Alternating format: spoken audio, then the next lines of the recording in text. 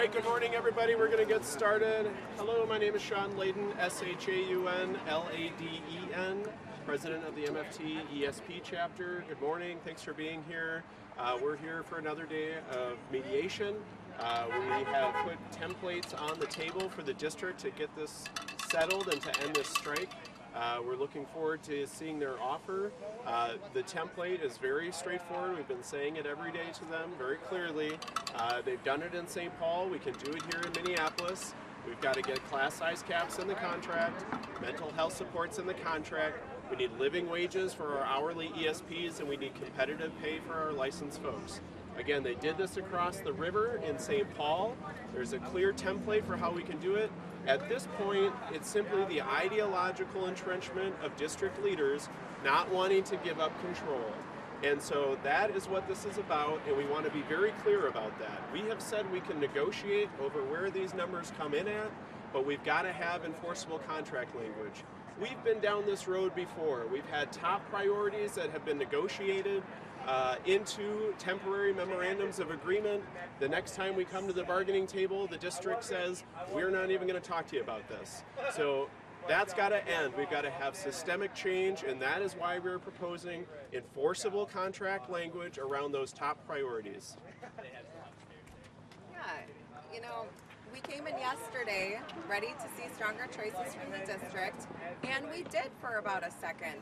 They gave us something that for the first time ever talked about putting some of our class size language into the contract.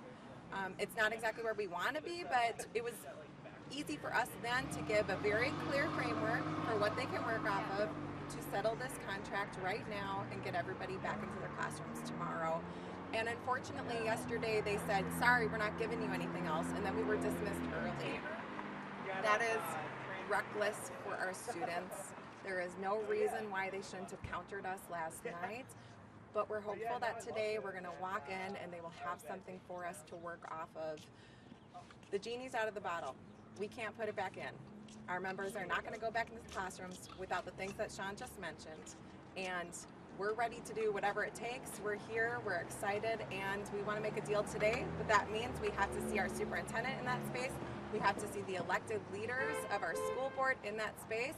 We continue to say the people that they have at the table are not serving the city of Minneapolis, are not serving the taxpayers of Minneapolis, and they can do something about it right now. So we can take any questions you might have. Can I get your name and position? Sorry, Greta Callahan, Chair, ETACALLAHAN, President of the Teacher Chapter, Minneapolis Federation of Teachers. When are the sessions to begin today? And I suppose you don't know how long they'll last. I mean, they could just end. Yeah, we're starting at noon. I mean, it could go till last man standing, all night long. We'll see. As long as we have movement, we're in there. Are you optimistic that this thing could get settled today? If we have different people at the table, if we have real decision makers at the table, we're optimistic, because what we've seen is when we have school board members in the space, when we have the superintendent in the actual space, we're seeing progress. We are not seeing progress when we continue to see the same people who have been driving this district off a cliff for many years making the decisions in that negotiating space. So that's what we're hopeful of, and we want to see something different, and that's what the city deserves. That's what our students deserve. They do not deserve HR people, data scientists, and lawyers making decisions for their kids. What's the biggest roadblock right now? I know that you said there was some progress.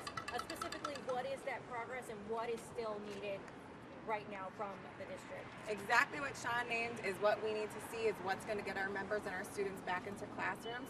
We need to see enforceable contract language around class size caps, caseload mental health supports. We need a livable wage for ESPs, period. And we have to see some competitive wages for our licensed professionals. We are hemorrhaging educators. I keep saying this.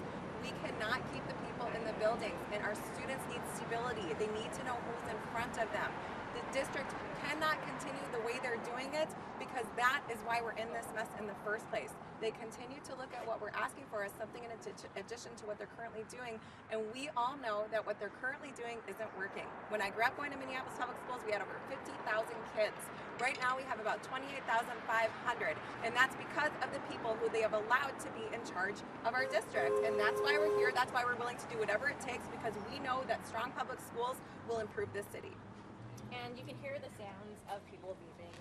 what does it feel like for you guys to be out here and to see that support, and also a message to families that will go into this next week, with another strike? Which is your message in hearing the support? Well, first of all, we have had an overwhelming amount of support, and we want our families to know that we're not going to allow those people at that small table do to your kids what they've been doing anymore. We are not going to allow your kids to be crammed in classrooms of 41 where your kids are not supported, their classmates are not supported, and where they don't know who's in front of them anymore. And, as we look at all the support we've had, it's been really nice seeing people taking to social media. We're having people show up here. And we really need to see more of our labor-endorsed candidates showing up for labor right now. What side are you on? The side of management or the side of the people? And so we're willing to do what it takes to get this deal done, and we need all the support we can get because we are on the right side of history. We're in a righteous fight to save the Minneapolis Public Schools and improve the quality of education for every single student. Yeah, and it just needs to be said, just to get really clear about where we're at. The sticking points here are that the management folks here at the Davis Center don't want to give up control over how this district is run.